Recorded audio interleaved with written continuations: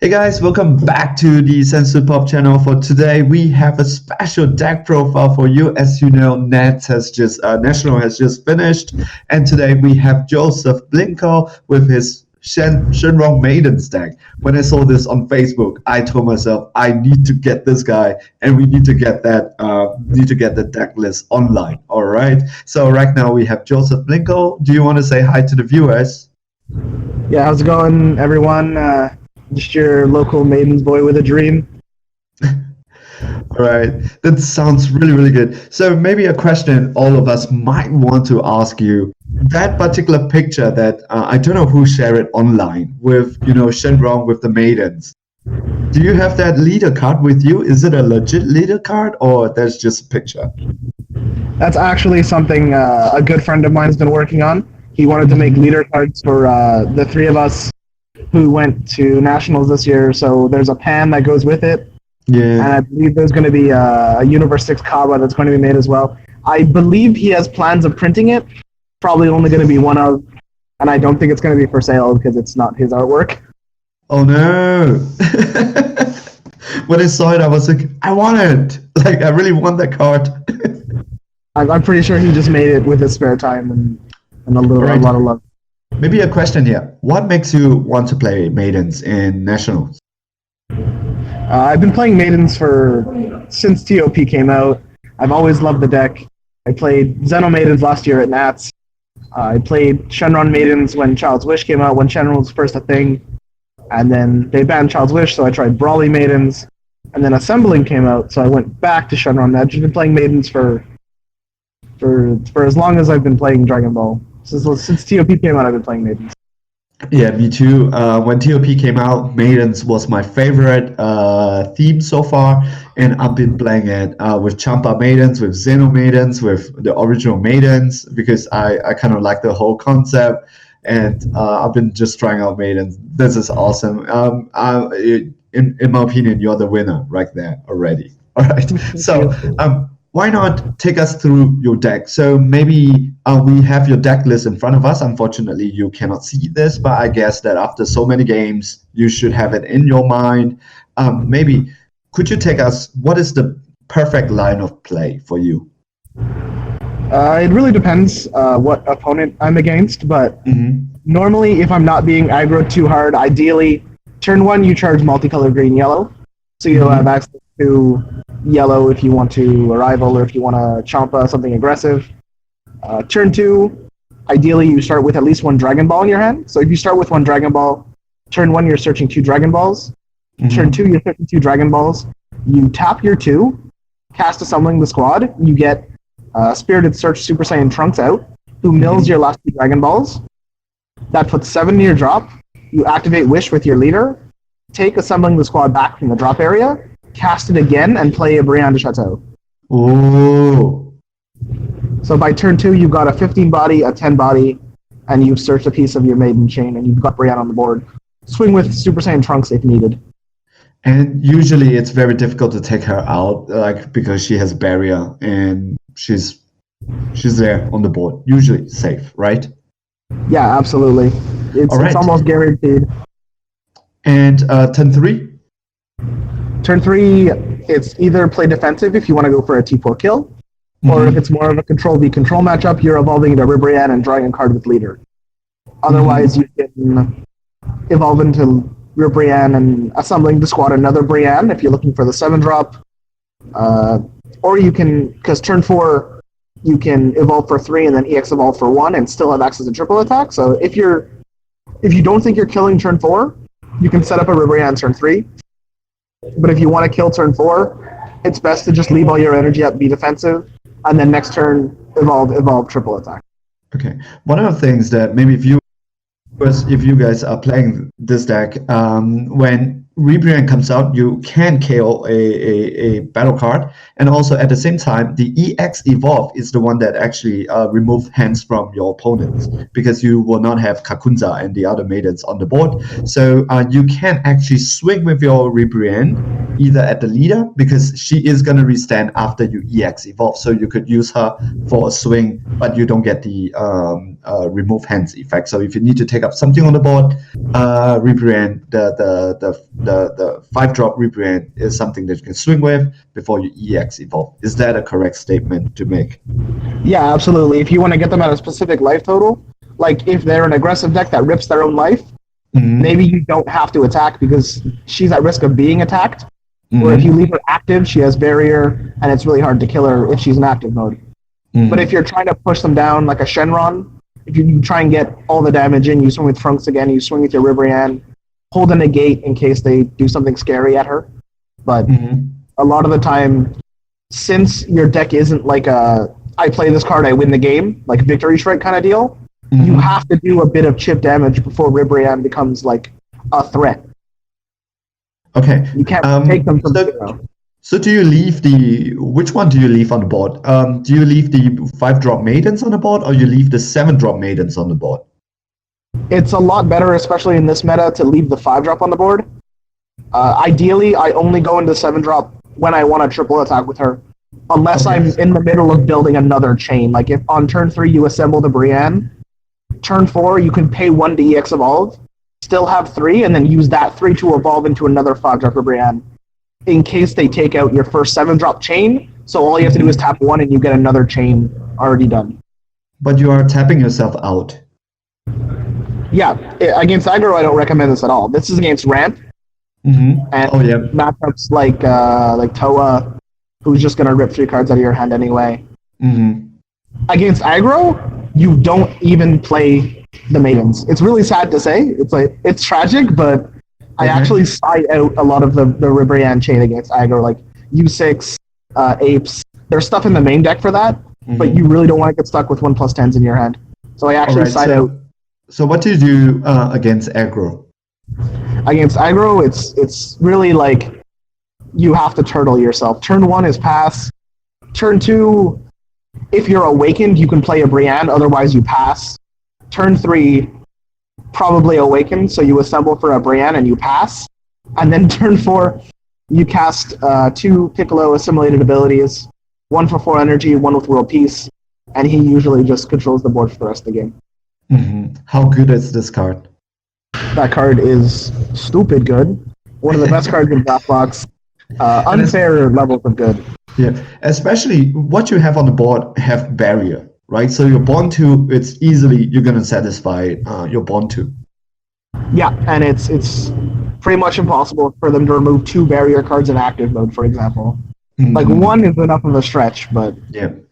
Especially your Ribrianne, the 5-drop, it's a 25k barrier. It's going to be tough. That lady, it's going to stay on the board most of the time. Something else to note, even if you put just 1 Piccolo on the board, they might feel safe. You have a rival in this deck. So if they swing with something that costs 5 or less and they combo up because you don't have Bond 2, you can combo a green and a yellow, a rival, meet your Bond 2 conditions with a rival, and just kill the card. Oh, all right. So viewers, what he's saying is that Piccolo, you need a Bond 2 before you can KO something 5 or less in the thing. So use your arrival to get the condition. You make your opponent think that you do not have the condition. He could swing, he could go for the game, and then you can do something shenanigans like that and kill. Ooh, I didn't see it coming. It's awesome. It's evil. All right.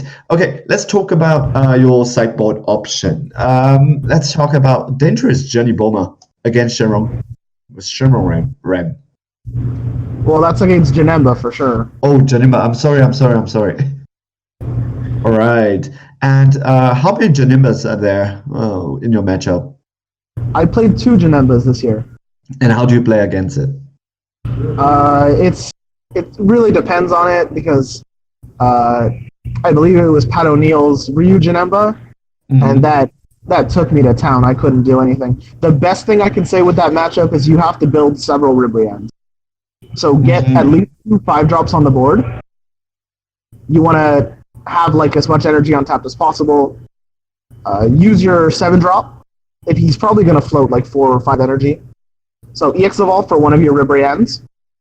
Give it triple attack, even though you know he's going to respond with UI Goku and bounce it back to your hand. So you rip 2 cards with that. Go into 7-drop again on your other Ribrianne. Attack with that. and then you have to play Paragus, kill your Ribrianne, discard your hand, play the Brawly SCR, and hope that kills him. All right. So That's you the kind only of line. need to bait that Goku out.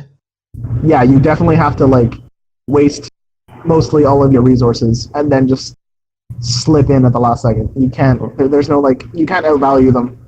You're not a deck that's capable. You deck out too fast. So maybe explain your begrudging respect. Piccolo, this is Shenron Ram. Yeah, that's absolutely Shenron Ramp, and I love the card. Yeah. Ideally, if your opponent goes first and the objection on turn 2, it's perfect. If you awaken turn 2, Piccolo is searchable with assembling the squad, so you can play him for free. Turn 2, you can tap 2, play a Piccolo, wish, grab assembling back, cast assembling for free, play another Piccolo. Pops 2 of their energy. Also, what I did against the Shen Ramp player is I put 2 Shenron Figure of Majesty on the board, played 2 Piccolos, popped 2 energy, swung with something else, comboed off the 2 Piccolos, and used both Figure of Majesty's effects to reborn the 2 Piccolos, thereby popping 4 energy. So even though he's a blue card and you produce 0 blue energy, he's still amazing. Yeah. I used that card for my Zamasu deck when that time where one of my players was playing, one of the local players was playing Shenron Ram, and it was just destroying his energy. And I can see that this can be called out with exempling the squad and also from your Shenron, because your Shenron can also bring out your Ribrianne, the small one too. Yeah, she brings out Brianna Chateau, Spirited Church Trunks, a super combo, or Piccolo in this instance. Then you can recycle your all your war piece with Trunks once per turn. He's like a 15k Dragon Raider. He's amazing. All right, and Caulifla, troublemaker. Oh, she's great against counter plays and stuff. It's a very counterplay heavy meta. So if, let's say you want to go into your 7-drop Ribrianne, and they're floating 2 energy, and one of them's yellow, you can assume Chompa the Trickster is coming out. So you can play the Caulifla first, tap down their yellow, and then go for game. If they float 2 blue, you can see Mafuba. You can tap down a blue and then swing, and then they can't Mafuba you. But it's really, really, really good in the Toa matchup specifically. Because Toa players like to play the 5-drop Mira, which just gets discounted to a 4-drop on turn 4.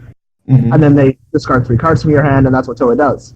But what I've noticed is they all like to leave a single energy up to use Toa's leader ability to remove a keyword. So I'll wait for them to awaken.